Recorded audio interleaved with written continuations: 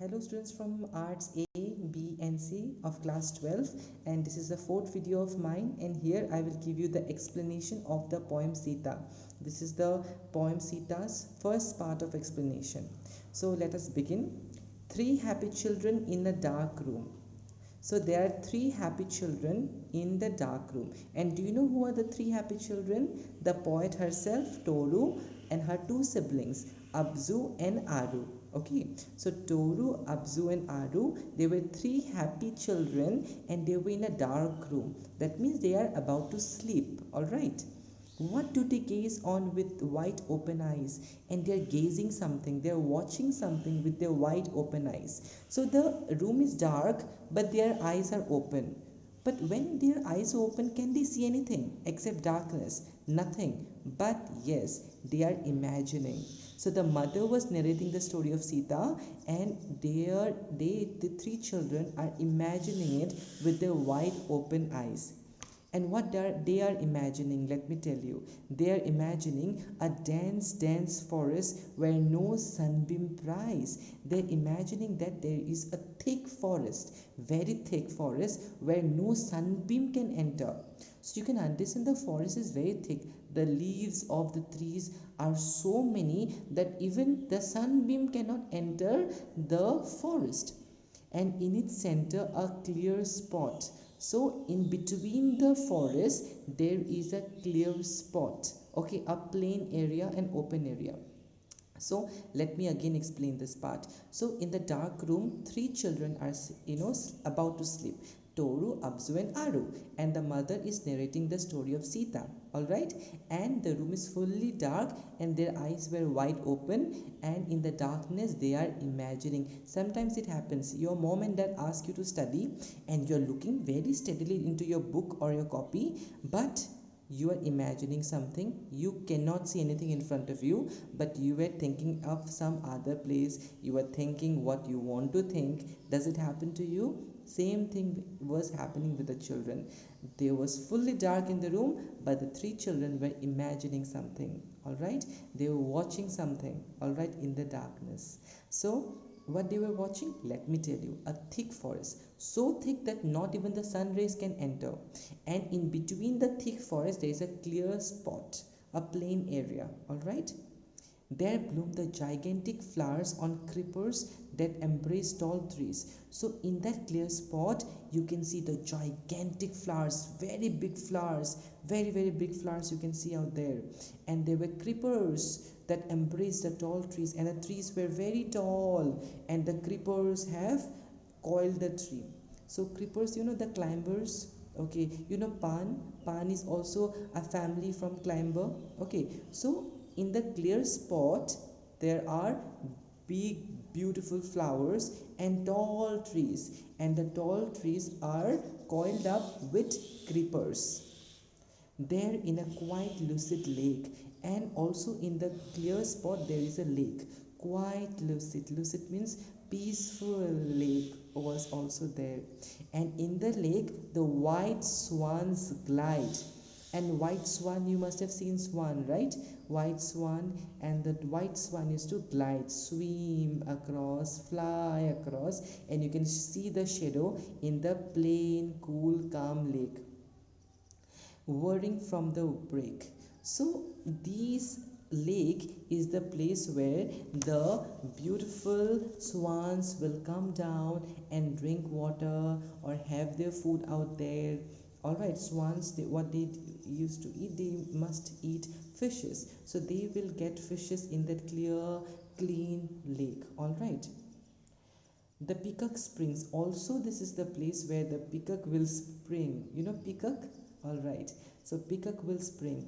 There are herds of wild deer racing, and you can also see in that, you know, inside the forest there will be deers who would be racing in group. All right, there patches of gleam with yellow waving grain, that is the place also where little cultivation is done. All right, little cultivation is done in that forest, in that clear area in between the forest.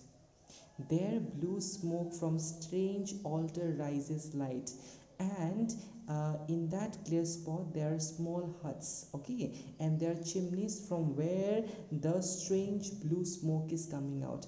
And what is that blue smoke? Let me tell you. Have you ever seen Havan? Whenever there is a marriage, there will be a fire in between, and they will pour ghee over it. They'll give many other substances, and which will create, smoke.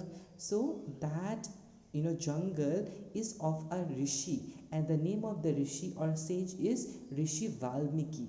Alright, so during the time of Rishi Valmiki or Ramayana, there are a lot of asuras, and they disturb the rishis. So the rishi has made his ashram in between a thick forest, so that no asur can come inside. It is so thick that even the sun rays cannot enter inside. Alright, so it is a protected area, and inside the forest there is a clear land.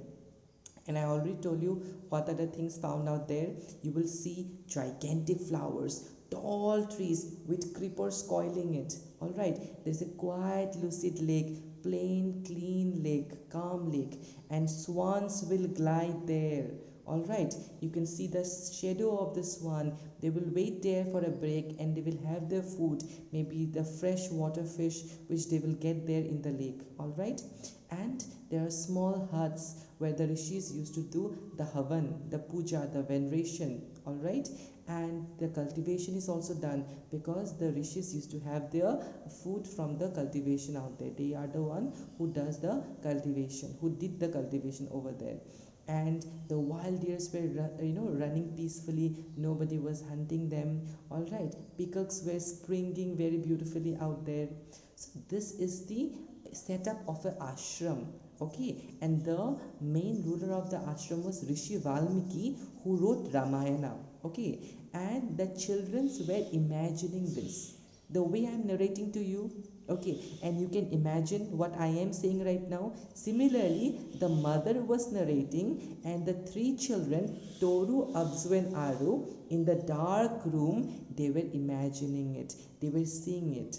All right, the way you all are able to watch, the way I say, I'm just using my words, I'm not showing any video, but you can imagine it. You can see really the trees, growing very tall, creepers coiling up, but this peacocks dancing, wild deers rushing, swans swimming over the lake. The lake is cool, patches of cultivation of rice and other cereals. You can feel it, right? Yes. So the three children also were watching this, all right, when the mother was narrating the story of Sita.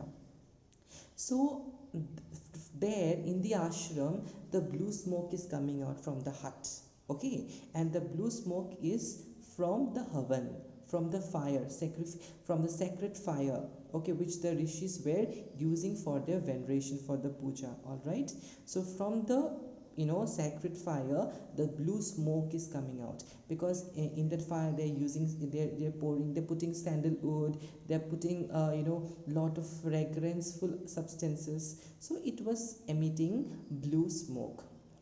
There in that particular ashram, in between the forest, in that clear spot, lives in peace the poet Anchorite. And who is the poet Anchorite? The poet Anchorite is Valmiki. Very important question, it comes every year. Who is the poet Anchorite? The poet Anchorite is the Rishi Valmiki, okay. And the Rishi Valmiki is also the author of Ramayana. So in the ashram, there is a fair lady. Fair lady. Who is the fair lady? The fair lady is Sita. Okay. So in the ashram, Sita is there. She's sitting there, and she is in vain. She's weeping. She's crying.